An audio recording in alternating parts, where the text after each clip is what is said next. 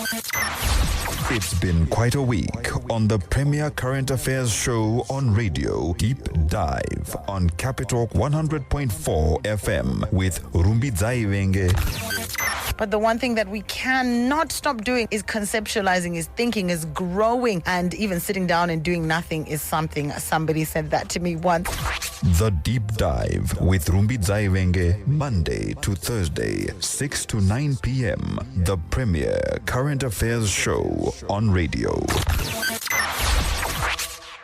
I am joined on the line now by Rosemary Mpofu. Rose, good evening, and thanks so much for joining us. Good evening. How are you? Good, thank you. Just hot. It has been unbearably hot. Very hot. Today was just too much. Indeed. But I mean, there's also another burning that we're feeling as consumers in terms of the prices going up, this recent wave of price hikes. How are consumers coping with the rise of prices, and what measures can consumers take to mitigate the impact? There's no coping really. It's just hectic because this doubling up of the rate on Friday came as a shock to most consumers, especially those who were trying to do good, holding on to their zig, not changing them on the parallel market. They were punished for doing right on Friday. Yes, it is a fact that there are people who are changing money on the parallel market, and most of those have been money laundering. And they are the ones who are also raising the rate on the parallel market. But unfortunately, they have also, punished the compliant people, the compliant businesses who woke up to find that their money had been halved. And this is not the first time it's happening. It has happened in 2008. It happened also just before the bond note. And again, we are seeing it now. And consumers are not happy because we don't need these shocks. This is the time when we are supposed to be building consumer confidence. And if we continue on this trajectory, shocking consumers all the time, it will be very, very difficult to rebuild the lost confidence in consumers, to rebuild even our own currency. Because the currency, for it to be strong, we've always said this one, it has to have people believing in it. But for as long as people are not sure whether the currency is here to stay or is going to be wiped again overnight, it becomes very, very difficult. Rose, the next question would be, was there any consultation from the central bank or any policymakers before this adjustment was made, maybe to even just solicit your views as consumer protection bodies? For as far as we know, there was no consultation with consumers. I'm not sure whether other stakeholders had been consulted, but consumers were not consulted. We are the body that represents the ordinary consumer. We are not the voice of government. We are the voice of consumers. So the voice of consumers was not taken on board as far as the consultations were made. For all we know, the only consultations that we had were those just before the monetary policy review, where we brought in a lot of the issues that consumers were talking about, especially to do with the ZIG, and really emphasizing to say we need people to believe in the ZIG, we need people to bank, because an unbanked society will never grow. Our economy cannot grow for as long as we are not banked, because people have lost confidence in banking. And it is important that we bring it back. Yes, we may argue that people are using all sorts of banking methods. You want to look at the mobile banking and so forth. But that's not enough. We need people to actually have their savings in their account, staying for months, for years. That's how we grow our economy. And we've been talking about this, that we cannot claim to be a bank society for as long as we have no people committing. Because as we speak, people will use their bank accounts or their mobile accounts just to transact, to pay, to make payments, not to save. So for as long as we don't have commitment from the ordinary consumer to save, it means we are not yet there. We are not yet a proper economy. An unbanked economy cannot grow. And how do we arrive? 2030 is almost near, where we are supposed to be the upper middle income society, the upper middle income consumers in Zimbabwe. 2030 is just around the corner. It will not happen overnight. We need to see the benefits, to see the gains, the progress as we move towards 2030. Because as we speak, it's almost 2025. And we still have a lot of unfinished business. We still need to be attended to if we are to achieve the upper middle income society, upper middle income consumer by 2030. So there is need for collective effort by the policymakers in consultation with consumers to say, my consumer, Twitter say, monode, and people can speak out. We've emphasized, Rumi, the need for engagement on a one-on-one basis. Communities should be gathered and spoken to and listened to, because they are the ones who can either make or break our economy. This is so true, Rose. And I mean, in the same breath, let's talk about recourse for consumers. Where can they go? How do they interact with the CCZ if they feel that prices are unfair or unjustified? There's a lot of price gouging and unfair business practices happening as well. I challenged the man I bought gas from, who said, we don't have a swipe machine. And I said, but why? You're forcing me now to pay in this currency that I don't have. So some of these issues are happening on a day-to-day basis. How can consumers tackle them so that they can just sail through despite some of these storms in terms of prices? This is why we are there, really, because if consumers can come to us as the consumer watchdog, we can bring the issues to the relevant authorities, such as the Ministry of Industry and Commerce, such as the Reserve Bank of Zimbabwe. We can bring those issues. When you spoke about the unavailability of a swipe machine, and I know it's a big swipe machine. It's never a US swipe machine. Exactly. The big swipe machine is always said not to be working, and we've received so many complaints from consumers, speaking about the same issue, to say the supermarkets, the tax shops, all the service providers, most of them will claim that their big swipe machine is not working. Look, they've learned the mathematics. They know that they cannot use an unregulated rate. Therefore, they will not want to accept the rate of the day in big.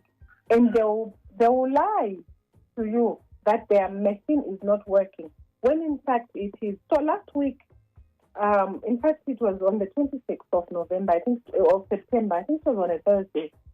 We went around the country to find out, to verify and validate if those complaints about the non-working big machines were of substance, and also to identify which traders and service providers were accepting or refusing the big swipe transactions, and also to establish the reasons behind the refusal of the swipe. And what we did was we randomly sampled, supermarkets, schools, hospitals around the country in all the 10 provinces. And we discovered that in Harare Metropolitan Province, the formal clothing shops,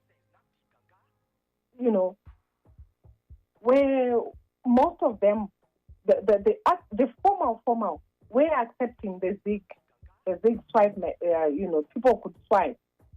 And they would also apply exchange rates which were within the government allowable variances. However, some of the swipe machines were not working at the time of our visit, despite both indicating that, all of them indicating that the exchange rate of 1 is to 14.9 at the time, on Thursday. And in Bindura, most shops had functional swipe machines, but they were experiencing network challenges. In some cases, traders were accepting Zig swipe, but they had a limit as to how much a consumer could pay. For example, in certain shops, they would say you only purchase goods worth an equivalent of $100 US, even if it's in Zig dollars. But if you wanted more, you then had to use the US dollar. So there were a lot of findings that we made on that survey. We also noted that some traders, although they were accepting swipe, they were giving discounts to clients who were paying exclusively in US dollar currency. And these instances were witnessed in many, formal shops. In Mashonaland Central, some shops were offering discounts for US purchases and had a number of products on promotions when paying in US, but when paying in Zig, those promotions were not applicable. And this practice is disadvantaging those consumers who only earn in the Zig currency, and it is discriminating between the currencies, all in favor of the US dollar. And as for the informal traders, Rumbi, mainly these were the tax shops. Our findings revealed that most of the players did not accept Zig swipe, the informal sector, and yet this is where consumers are making the bulk of the purchases. Most people do not walk into the big supermarkets anymore because it's not convenient. Secondly, it's expensive, even though we know that is where standard quality is found. But most consumers prefer to buy from the informal sector. Look, it is the fact that the informal sector is running this country. Most consumers will purchase because it's very convenient. The quantities. But whilst on that, Rose, coupled with the convenience are lots of cases, and I think there was quite a significant percentage of counterfeit goods that were found, mainly in some of these informal retailers, and in some retail, some of the orthodox retail shops, if I should call them that. What's your stance on that? Balancing for consumers. Ndotenga kwakachipa here, but ndiri pa risk yekutenga chinhu chisicho. There's so many counterfeit products now. I'll be honest with you, the counterfeits are everywhere. Counterfeits are there in the informal sector, but it is saddening to note that counterfeits are also now being found even in the formal shops. I will tell you of some of the instances that we had last year, and this is why we then tried to intervene, even with the relevant ministries, to say we cannot afford to have counterfeits in the formal sector. So counterfeits are now being found everywhere. Because look, even those formal shops are also making purchases from some unscrupulous traders who claim to be runners, wholesalers, and all of that. So it is very important that when we look at counterfeits, we look at counterfeits holistically, because they are not only affecting the informal sector. Yes, they are more rampant in the informal sector, and you know why? Because this is where the bulk of our population will go to make purchases. And it's quite widespread now. Rose, let me... widespread. Let's hear from some of our listeners, just so that we can do justice to some of their concerns. Doomsy comes in and says, good evening. A lot of people who paid in Zig last week are going to be victims of stress, and it will trigger other diseases. Victims should be compensated by authorities for their action. Is this the way to engage with policymakers around this issue, Rose? Sorry, I didn't get the question. He seems, this listener is saying that victims should be compensated for this action. You mean for the change of the rate? For the change of the rate and the subsequent loss that then follows. That's the loss in value. Yes, the loss in value was very huge. And today I was speaking to a group of people who expressed that they had just received their salary on that day. And what it meant was they were now receiving half the value of what they were supposed to get. And this happened to a lot of people. And it is up to the monetary authorities to understand that what they are doing is killing them so much needed confidence. Because, Rumbi, I will tell you a secret. The only answer to our economic problems is consumer confidence. No matter how many currencies we change, look, we started with Zimbabwe dollars. We had the traveler's checks. We had the bearer checks. We had the bond coins, the bond notes, which we were then calling RTGS. Now, this year, on the 5th of April, something very exciting was introduced.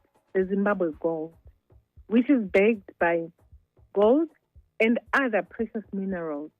Guess what? I personally believe that this money is indeed backed by gold and precious minerals. We've had a lot of, evidence. We've had lots of, economic analysis. We've had even the outside countries. You know that the Consumer Council of Zimbabwe is a huge member when it comes to the global consumer movement. We are a very big member. In fact, we came number 3 out of more than 200 consumer organizations in the world. Wow. Yes. Well done on that feat. That's amazing. Number 1 was an organization called WIC. It's based in the United Kingdom in London. Number 2 was an organization from Korea. And number 3 was Consumer Council of Zimbabwe. More than 200 consumer organizations in the world. And CCZ has a lot of respect globally because they don't look at your economy. They look at how you work. They look at the efforts that you are doing, and this is what they count. And they voted as number 3. So what is important, what I wanted to mention was that the whole global consumer movement was congratulating us for the ZIG. And we were very proud to say now our money is backed by gold and precious minerals and it's got value. And we were busy encouraging people to say, come on, let's embrace the ZIG. I'm sure you must have heard us talk about that. To say, let's embrace. People were saying, but we've been burnt more than twice. And we said, no, let's give them another chance. Let's give the monetary authority another chance. Now, all hope, it's like a wet blanket being put on people. No consultation, no awareness, nothing. You wake up the next day, your money is halved. I've got messages coming in. Co Jones says the informal sector does not recognize international gold prices. Another person mentioning that the informal monetary policy committee, as it's called, is always there trying to make things go awry. But we're fast coming to the end of our time, Rose. In closing, a message of solidarity of what is to follow to our listeners before we let you go. Let us demand explanations as consumers. Let us demand accountability from our policymakers because they need to be accountable for all. confidence. Because if consumer confidence, it will be very difficult to rebuild our economy. And the economy can only be rebuilt by us, the Zimbabwean players. Consumers are the most important people in any economy, not only in Zimbabwe, because it is us who spend our hard-earned money to support the private sector, the businesses, to support even, revenue collection by government through our taxes. We are the taxpayers. And therefore, our voice must be heard. We want accountability. We demand an explanation as to why this turn was done overnight. Why was the RBZ not increasing the rate gradually, to be aligned with the parallel market rate? Why did they decide to make such a huge jump and really bring people's, purchasing power so low overnight? This is not fair. We demand an explanation and we demand compensation. Thank you so much, Rose. I think we'll bring the conversation to a close. Rose reiterating the need to restore public confidence if any currency is to work. Thanks so much, Rose. Always a pleasure to hear consumer perspectives and to talk about consumer issues with you. Good night. Good night. Thank you so much. That's Rose Mpofu, our guest. And with that, we go to the news at 7. It's been quite a week on the premier current affairs show on radio, Deep Dive on Capitalk 100.4 FM with Rumbi Zaivenge. But the one thing that we cannot stop doing is conceptualizing, is thinking, is growing, and even sitting down and doing nothing is something. Somebody said that to me once. The Deep Dive with Rumbi Zaivenge, Monday to Thursday, 6 to 9 p.m. The premier current affairs show on radio.